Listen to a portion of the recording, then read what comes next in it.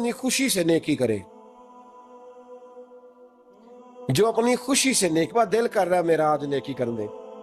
دیکھیں قرآن مجید کا انداز تربیت، فرمایا وَمَن تَطَوَّعَ خَيْرًا فَإِنَّ اللَّهَ شَاكِرٌ عَلِيمٌ، جو اپنی خوشی سے نیکی کرے گا فَإِنَّ اللَّهَ شَاكِرٌ، تو بے شک وہ رب کو بڑا ہی قدر کرنے والا پائے گا۔ جو خوشی سے نیکی کرے گا باقیوں پہ ثواب ملا، اور جس نے خوشی سے نیکی کی اللہ اس کی قدر کرے گا، اللہ اس کی فَإِنَّ اللَّهَ شَاكِرٌ عَلِيمٌ، اور بے شک وہ اللہ کو قدر کرنے والا اور جاننے والا پائے گا۔ اللہ کو پتہ ہے، یعنی جب آپ نفلی نیکی کریں گے تو اس کی قدر ہوگی، اس کا پیار ہوگا۔ ضروری تو نہیں نا کہ بھائی نے جو دولت کمائی ہے وہ اپنے بھائی کو دے، اس کی اپنی ہے، نہ دے تو شریعت منع نہیں کرتی، لیکن اگر وہ دے گا تو بھائی احسان مند رہے گا کہ نہیں، خوشی ہوگی کہ نہیں۔ کچھ کام نفلی بھی کرنے چاہیے۔ ہمارے ہاں اب نفل کام کے لیے اس زیادہ بات اس لیے نہیں کی جاتی کہ فرض نہیں لوگ ادا کرتے، طبیعت نہیں ہماری، ہم مطلب ان کاموں میں زیادہ الجھ گئے ہیں جو غیر ضروری تھے، ضروری کاموں سے ہم نکلتے چلے جا رہے ہیں۔ مطلب اعلان ہوتا ہے مسجد میں کہ عشاء کی نماز ہو گئی ہے، اب محفل ہونے لگی ہے لہذا سارے لوگ آ جاؤ۔ بھئی نماز فرض تھی وہ ہو گئی ہے، اب محفل ہونے لگی ہے، تو محفل ضروری تھی کہ نماز ضروری ہے؟ تو اعلان کیا ہو رہا ہے کہ مشکل کام گزر گیا ہے، اب آسان آسان رہ گیا لہذا لوٹ آؤ۔ تو لوگ مطلب جس طرح کچھ لوگ ہواؤں میں زندہ رہتے ہیں اس طرح لوگ زندہ ہیں ہواؤں میں، خوابوں کی دنیا میں وقت گزار رہے ہیں۔ روزی دینی ہے اللہ نے، اور سب سے مشکل کام لوگوں نے اللہ کے راستے میں خرچ کرنا بنا لیا۔ انسان کا ساری دنیا سے تعلق ٹوٹ جائے تو خرابی نہیں ہوتی، لیکن اگر اس کا اللہ رسول سے رشتہ کمزور ہو جائے تو حالات بگڑ جاتے ہیں۔ لیکن ساری دنیا سے لوگ رشتے بناتے رہتے ہیں، فجر کے وقت سوئے رہتے ہیں، ظہر کے وقت کام لگے رہتے ہیں، عصر کے وقت واک کرتے ہیں، عشاء اور مغرب وہ برگر کھانے میں گزر جاتی ہے۔ تو بھئی جن سے زیادہ کام ضروری تھا وہاں تو تم نے توڑ دیا۔ نوافل نفل کام اس کا حسن ہے، اس کا ایک وقار ہے، اس کی ایک خوبصورتی ہے، اس کے اندر ایک توانائی ہے، ایک اس کے اندر خاص وقار ہے۔ میرے نبی کریم علیہ السلام نے ارشاد فرمایا فجر کی نماز پڑھ کے مصلی پہ بیٹھے رہا کرو، اگر ہو سکے تو کچھ مجبوری نہ ہو تو مصلی پہ رکا کرو۔ فجر پڑھ لی، فرض ادا ہو گئے، حضور جائیں، فرمایا وہ تمہیں اجازت ہے، لیکن اگر رکو گے، اللہ کے ذکر میں، تلاوت میں، عبادت میں، درود پاک میں لگ جاؤ گے، رکو گے، سورج نکلنے تک رکے رہو گے، 2 رکعت اشراق اور 2 رکعت نماز چاشت ادا کرو گے، تو رب کریم تمہیں 2 حج اور 2 عمرے کا ثواب عطا فرمائے گا۔ شرط یہ ہے کہ رکو، شرط یہ ہے کہ رکو، تھوڑا وقت دو، مصلی پہ ٹھہرو، تھوڑا یہاں وقت دو۔ لیکن چوک اور چوراہوں میں کئی گھنٹے وقت گزارنے والی قوم مسجدوں سے بھاگتی ہے۔ نفل کام کرنا، خوشی سے کرنا، یہ دقت محسوس ہوتی ہے، یعنی وہ کام جن میں نفس کو راحت ہوتی ہے وہ تیزی سے لوگ کرا لیں گے، تیزی سے۔ میں کچھ دوستوں سے محبت کرتا ہوں تو کبھی کبھی کچھ باتیں ان سے پوچھتا رہتا ہوں پیار کے ساتھ، ازراہ محبت۔ ایک سنگی بڑی دیر کھڑا رہا تصویریں بنانے کے لیے، تو پھر وہ ہم اکٹھے نماز پڑھنے کے لیے ایک جگہ پہ پہنچے، تو نماز اس نے اتنی تیزی سے پڑھی کہ میں پوری کوشش کر کے بھی اس کے ساتھ مل نہیں پا رہا تھا، پتہ نہیں وہ کیا پڑھ رہا تھا، اللہ ہی بہتر جانتا ہے۔ میں نے اسے بعد میں کہا کہ یار کم از کم تو رکوع سے اٹھنے کے لیے اتنی دیر تو صحیح کھڑا ہو جتنی دیر تو فوٹو کھنچانے کے لیے کھڑا ہوتا ہے، یعنی تصویر کے لیے تو دیکھتا ہے صحیح کھڑا ہو کہ نہیں، آنکھ میری ٹھیک ہے، اور تو رکوع سے کھڑا ہوا تو نے سوچا ہی نہیں کہ میں رب کی بارگاہ میں ہوں۔ یعنی کیمرے کی آنکھ کے لیے تجھے سجنا آتا ہے، عرش کے رب کی بارگاہ کے لیے تجھے سورنے کا طریقہ ہی نہیں آتا، یہ خبر ہی نہیں کہ میں کہاں کھڑا ہوں، میرا معیار کیا ہونا چاہیے۔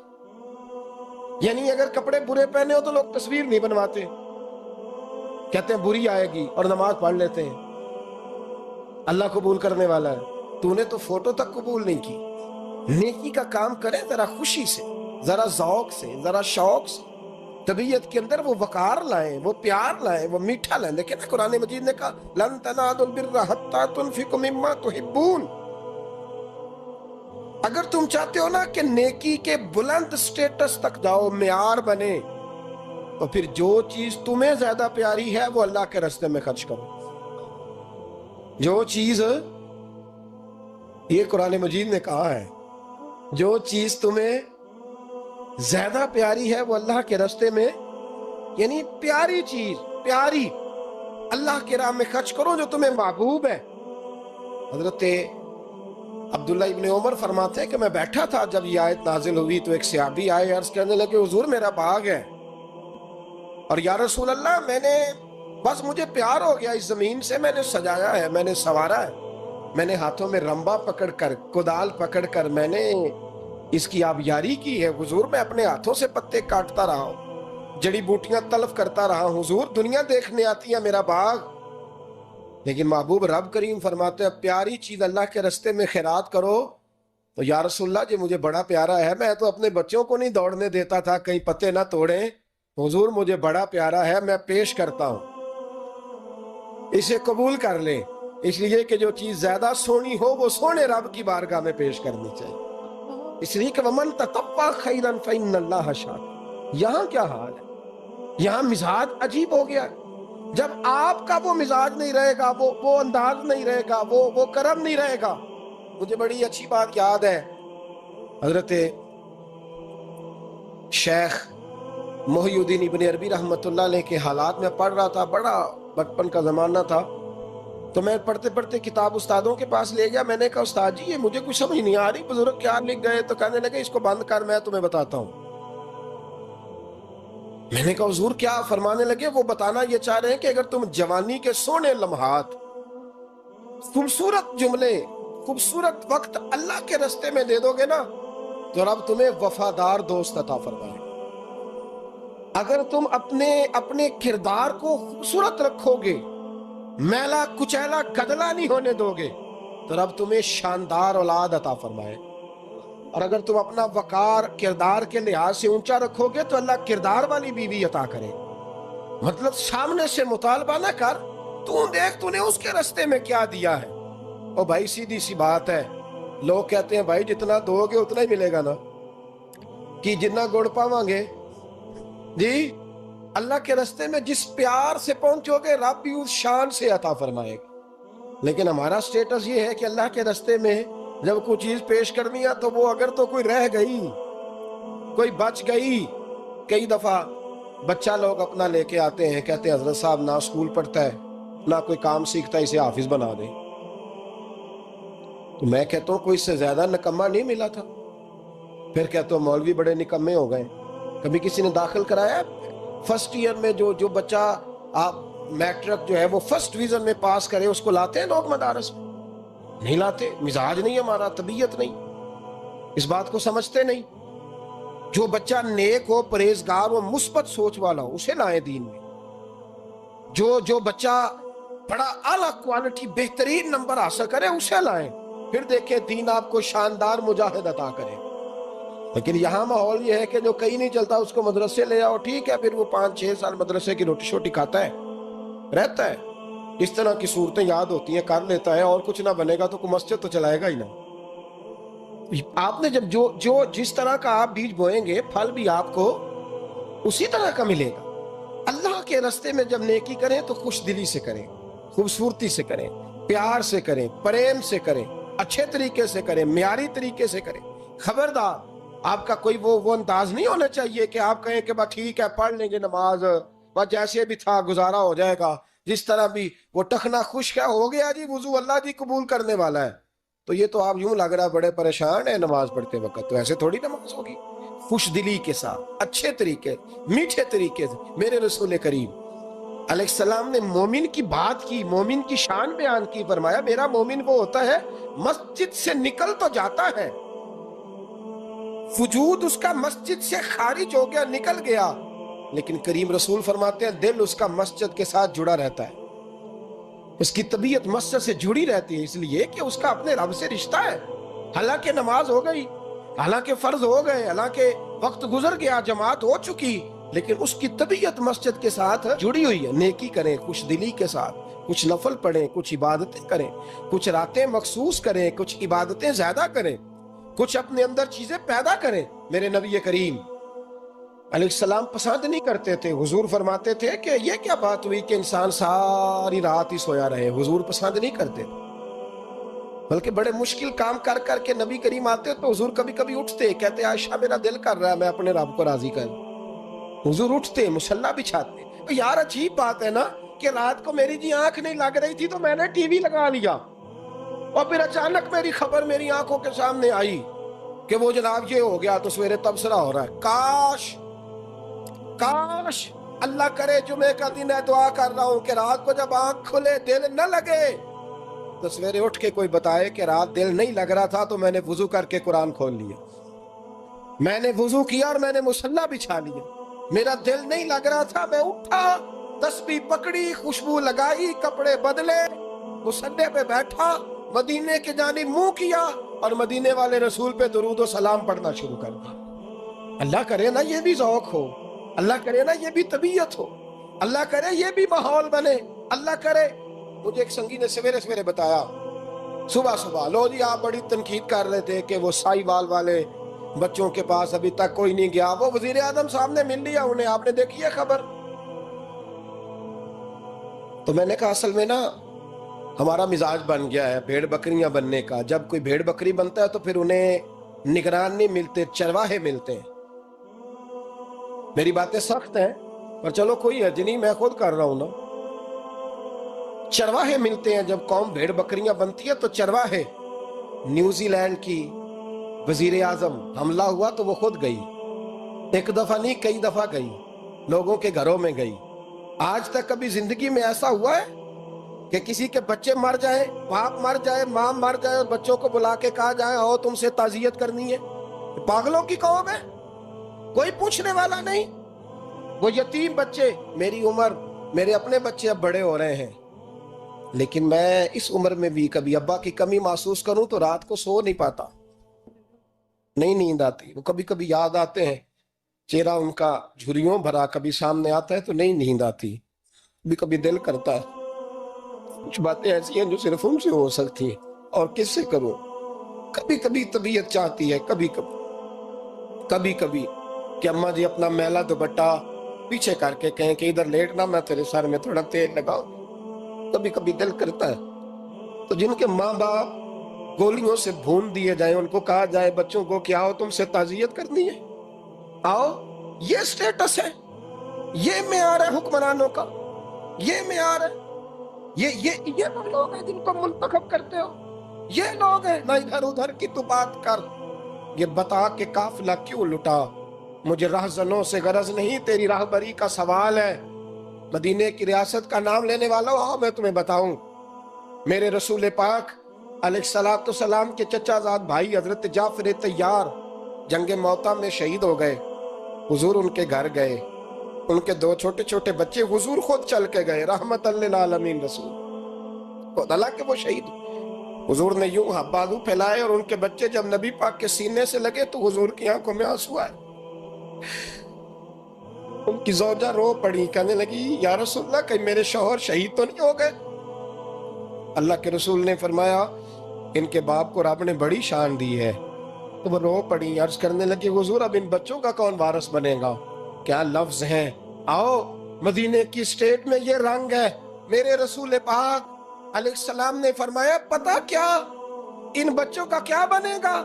تو روزی روٹی کی بات کرتی ہے, انا ولیہم فی الدنیا والآخرہ. فرمایا میں دنیا میں بھی ان کا وارث بنوں گا, قیامت میں بھی ان کا وارث بنوں گا.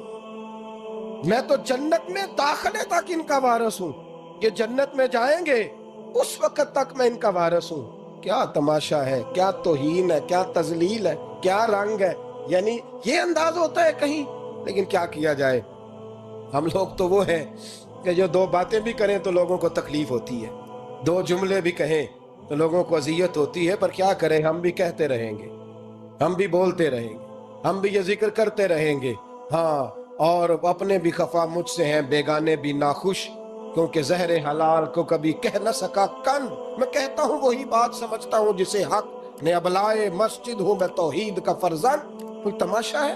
نیکی کرو اس طرح کہ جس نیکی میں مزہ آئے، جس نیکی میں لذت آئے. یہ بھی کوئی معیار ہے؟